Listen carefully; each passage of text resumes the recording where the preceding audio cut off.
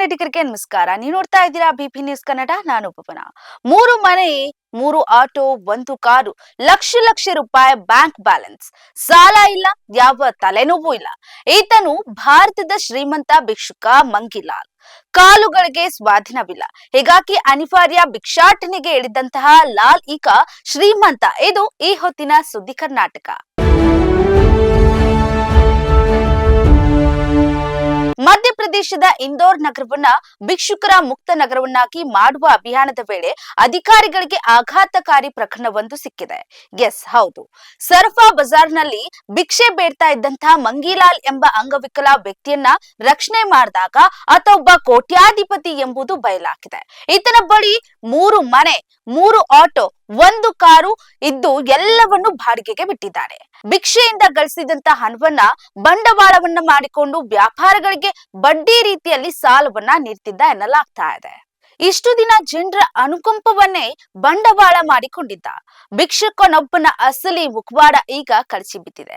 ಅಧಿಕಾರಿಗಳು ತಪಾಸಣೆ ವೇಳೆ ಈತನು ಸಾಮಾನ್ಯ ಭಿಕ್ಷುಕನಲ್ಲ, ಬದಲಿಗೆ ಕೋಟ್ಯಾಂತರ ರೂಪಾಯಿ ಆಸ್ತಿಯನ್ನ ಹೊಂದಿರುವಂತಹ ಕುಬೇರ ಎಂಬುದು ಬಯಲಾಗಿದೆ. ಇಂದೋರ್ ನಗರವನ್ನ ಭಿಕ್ಷುಕರ ಮುಕ್ತ ನಗರವನ್ನಾಗಿ ಮಾಡೋದಕ್ಕೆ ಮಧ್ಯಪ್ರದೇಶದ ಮಹಿಳಾ ಮತ್ತು ಮಕ್ಕಳ ಅಭಿವೃದ್ಧಿ ಇಲಾಖೆ ವಿಶೇಷ ಅಭಿಯಾನ ನಡೆಸ್ತಾ ಇತ್ತು. ಅದರಂತೆ ಶನಿವಾರ ರಾತ್ರಿ 10 ಗಂಟೆಯ ಸುಮಾರಿಗೆ ಕುಷ್ಠರೋಗ ಪೀಡಿತನಾದಂತಹ ಮಂಗಿಲಾಲ್ ಎಂಬ ವ್ಯಕ್ತಿ ಸರ್ಫಾ ಬಜಾರ್ನಲ್ಲಿ ಭಿಕ್ಷೆ ಬೇಡ್ತಾ ಇದ್ದಾನೆ ಎಂಬ ಮಾಹಿತಿ ಬರುತ್ತದೆ. ಇದರ ಅನ್ವಯ ಅಧಿಕಾರಿಗಳ ತಂಡ ಅಲ್ಲಿಗೆ ತೆರಳುತ್ತಾರೆ. ಆತನನ್ನ ರಕ್ಷಿಸಿ ವಿಚಾರಣೆಯನ್ನ ನಡೆಸಿದಾಗ ಅಧಿಕಾರಿಗಳೇ ಬೆಚ್ಚಿ ಬೀಳುವಂತ ಸತ್ಯ ಹೊರಬೀಳುತ್ತೆ. ದಿನಕ್ಕೆ ಭಿಕ್ಷೆಯಿಂದ ಆತನಿಗೆ 400 ರಿಂದ 500 ರೂಪಾಯಿ ಸಿಕ್ತಿತ್ತಂತೆ. ಆದ್ರೆ ಬಡ್ಡಿ ಮತ್ತು ಬಾಡಿಗೆ ಹಣ ಸೇರಿಸಿ ಆತನ ದಿನದ ಗಳಿಕೆ 1000 ರೂಪಾಯಿಂದ ಹಿಡಿದು 2000 ರೂಪಾಯಿಗಳಷ್ಟು ಅವನು ದುಡಿತಾ ಇದ್ದಂತೆ.